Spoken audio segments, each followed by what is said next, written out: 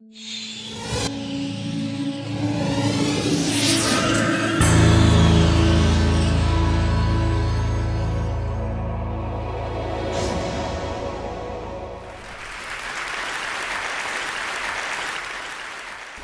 do you explain when things don't go as we assume? Or better, how do you explain when others are able to achieve things that seem to defy all of the assumptions? For example, why is Apple so innovative? Year after year after year after year, they're more innovative than all their competition. And yet, they're just a computer company. They're just like everyone else. They have the same access to the same talent, the same agencies, the same consultants, the same media. Then why is it that they seem to have something different? Why is it that Martin Luther King led the civil rights movement? He wasn't the only man who suffered in a pre-civil rights America, and he certainly wasn't the only great orator of the day. Why him? And why is it that the Wright brothers were able to figure out controlled powered manned flight when there were certainly other teams who were better qualified, better funded, and they didn't achieve powered manned flight, and the Wright brothers beat them to it? There's something else at play here.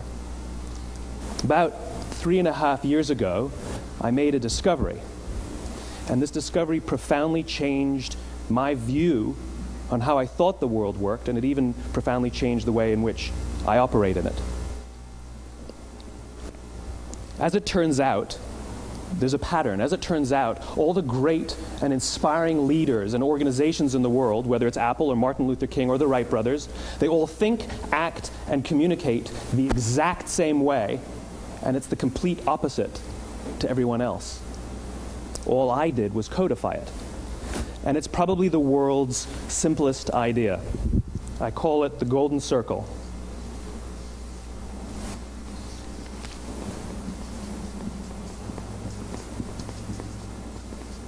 Why, how, what? This little idea explains why some organizations and some leaders are able to inspire where others aren't. Let me define the terms really quickly. Every single person, every single organization on the planet knows what they do, 100%. Some know how they do it, whether you call it your differentiating value proposition or your proprietary process or your USP. But very, very few people or organizations know why they do what they do. And by why, I don't mean to make a profit. That's a result. It's always a result. By why, I mean what's your purpose? What's your cause? What's your belief? Why does your organization exist? Why do you get out of bed in the morning? And why should anyone care? Well, as a result, the way we think, the way we act, the way we communicate is from the outside in. It's obvious. We go from the clearest thing to the fuzziest thing. But the inspired leaders and the inspired organizations, regardless of their size, regardless of their industry, all think, act, and communicate from the inside out. Let me give you an example. I use Apple because they're easy to understand and everybody gets it. If Apple were like everyone else, a marketing message from them might sound like this: we make great computers. They're beautifully designed, simple to use, and user-friendly. Want to buy one? Meh. And that's how most of us communicate. That's how most marketing is done, that's how most sales is done, and that's how most of us communicate interpersonally. We say what we do, we say how we're different or how we better, and we expect some sort of behavior, a purchase, a vote, something like that. Here's our new law firm. We have the best lawyers with the biggest clients. We have, we always perform for our clients, do business with us. Here's our new car. It gets great gas mileage. It has, leather seats. Buy our car. But it's uninspiring. Here's how Apple actually communicates. Everything we do, we believe in challenging the status quo. We believe in thinking differently.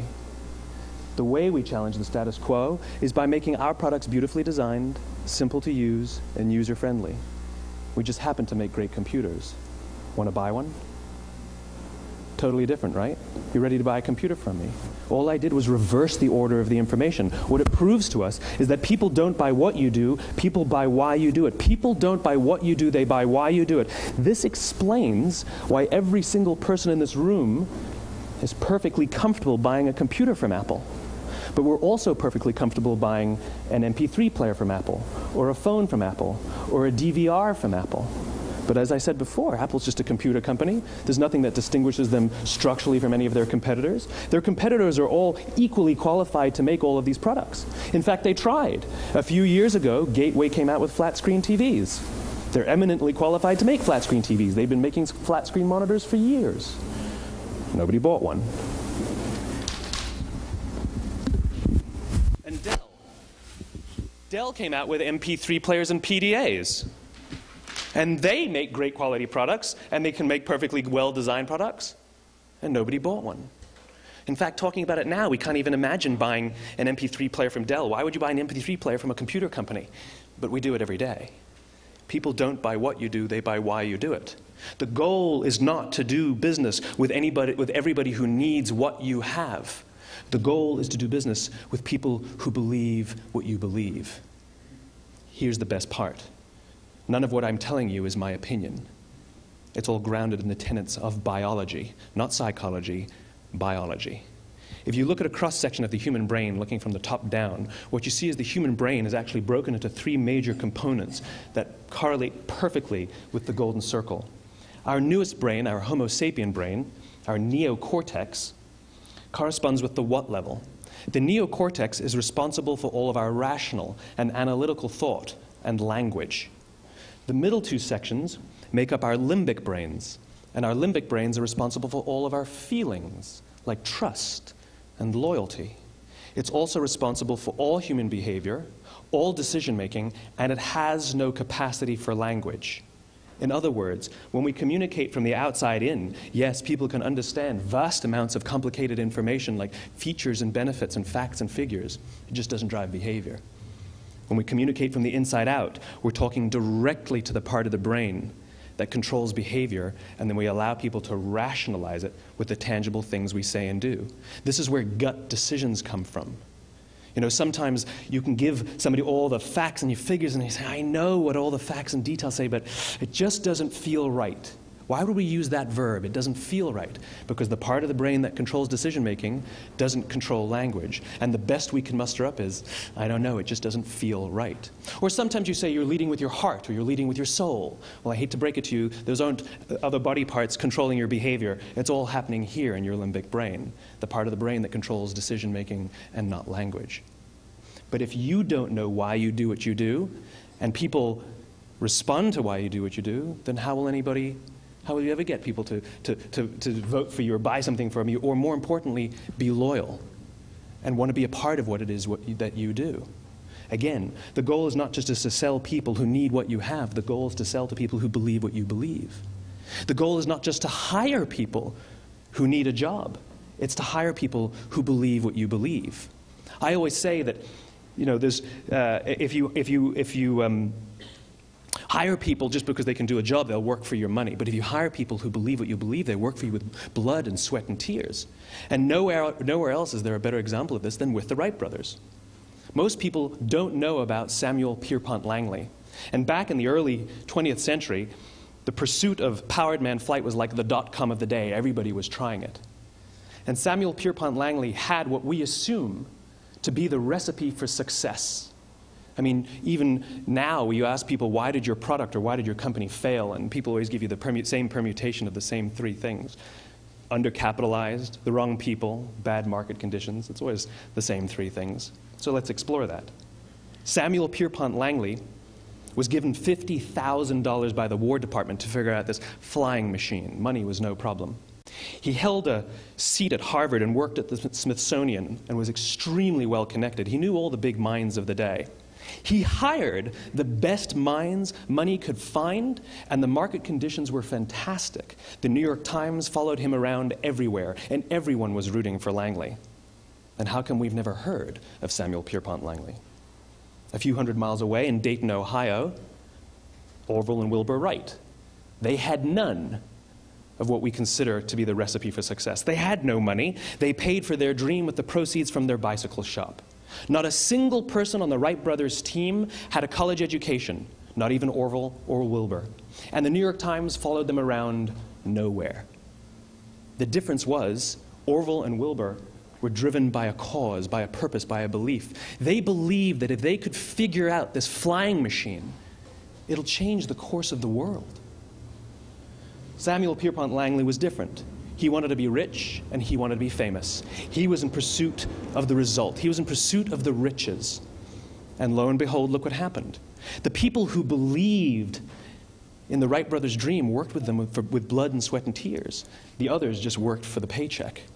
And they tell stories of how every time the Wright brothers went out, they would have to take 5 sets of parts because that's how many times they would crash before they came in for supper.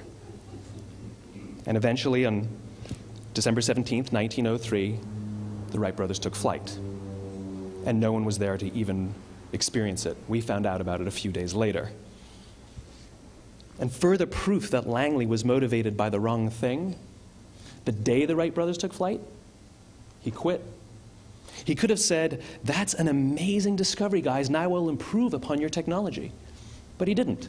He wasn't first. He didn't get rich. He didn't get famous. So he quit. People don't buy what you do, they buy why you do it. And if you talk about what you believe, you will attract those who believe what you believe. Well, why is it important to attract those who believe what you believe? Something called the law of diffusion of innovation. And if you don't know the law, you definitely know the terminology. The first 2.5% of our population are our innovators. The next 13.5% of our population are our early adopters. The next 34% are your early majority, your late majority, and your laggards. The only reason these people buy touch-tone phones is because you can't buy rotary phones anymore. We all sit at various places at various times on the scale, but what the law of diffusion of innovation tells us is that if you want mass market success or mass market acceptance of an idea, you cannot have it until you achieve this tipping point between 15 and 18% market penetration, and then the system tips. And I love asking businesses, what's your conversion on new business? And they love to tell you, oh, it's about 10%, proudly. Well, you can trip over 10% of the customers. We all have about 10% who just get it. That's how we describe them, right? That's like that gut feeling, oh, they just get it. The problem is, how do you find the ones that just get it before you're doing business with them versus the ones who don't get it? So it's this here, this little gap, that you have to close, as Geoffrey Moore calls it, crossing the chasm. Because you see, the early majority will not try something until someone else has tried it first. And these guys, the innovators and the early adopters, they're comfortable making those gut decisions. They're more comfortable making those intuitive decisions that are driven by what they believe about the world, and not just what product is available. These are the people who stood online for 6 hours to buy an iPhone when they first came out, when you could have just walked into the store the next week and bought one off the shelf. These are the people who spent $40,000 on flat-screen TVs when they first came out, even though the technology was substandard. And by the way, they didn't do it because the technology was so great. They did it for themselves. It's because they wanted to be first. People don't buy what you do, they buy why you do it. And what you do simply proves what you believe. In fact, people will do the things that prove what they believe. The reason that person bought the iPhone in the first 6 hours, or stood in line for 6 hours, was because of what they believed about the world and how they wanted everybody to see them. They were first. People don't buy what you do, they buy why you do it. So let me give you a famous example, a famous failure and a famous success of the law of diffusion of innovation. First, the famous failure. It's a commercial example. As we said before a second ago, the recipe for success is money and the right people and the right marketing conditions, right? You should have success then. Look at TiVo. From the time TiVo came out about 8 or 9 years ago to this current day, they are the single highest quality product on the market. Hands down, there is no dispute. They were extremely well-funded. Market conditions were fantastic. I mean, we use TiVo as a verb. I TiVo stuff on my piece of junk Time Warner DVR all the time. But TiVo is a commercial failure. They've never made money. And when they went IPO, their stock was at about $30 or $40 and then plummeted, and it's never traded above 10. In fact, I don't think it's even traded above 6, except for a couple of little spikes. Because you see, when TiVo launched their product, they told us all what they had. They said, we have a product that pauses live TV, skips commercials, rewinds live TV, and memorizes your viewing habits without you even asking. And the cynical majority said, we don't believe you, we don't need it, we don't like it, you're scaring us. What if they had said, if you're the kind of person who likes to have total control over every aspect of your life, boy, do we have a product for you. It pauses live TV, skips commercials, memorizes your viewing habits, etc., etc. People don't buy what you do, they buy why you do it, and what you do simply serves as the proof of what you believe. Now let me give you a successful example of the law of diffusion of innovation. In the summer of 1963, 250,000 people showed up on the Mall in Washington to hear Dr. King speak. They sent out no invitations, and there was no website to check the date. How do you do that? Well, Dr. King wasn't the only man in America who was a great orator. He wasn't the only man in America who suffered in a pre-civil rights America. In fact, some of his ideas were bad. But he had a gift. He didn't go around telling people what needed to change in America. He went around and told people what he believed. I believe, I believe, I believe, he told people. And people who believed what he believed took his cause and they made it their own, and they told people. And some of those people created structures to get the word out to even more people. And lo and behold, 250,000 people showed up on the right day, on the right time to hear him speak. How many of them showed up for him? 0. They showed up for themselves. It's what they believed about America that got them to travel on a bus for 8 hours to stand in the sun in Washington in the middle of August. It's what they believed, and it wasn't about black versus white. 25% of the audience was white. Dr. King believed that there are 2 types of laws in this world, those that are made by a higher authority and those that are made by man. And not until all the laws that are made by man are consistent with the laws that are made by the higher authority will we live in a just world.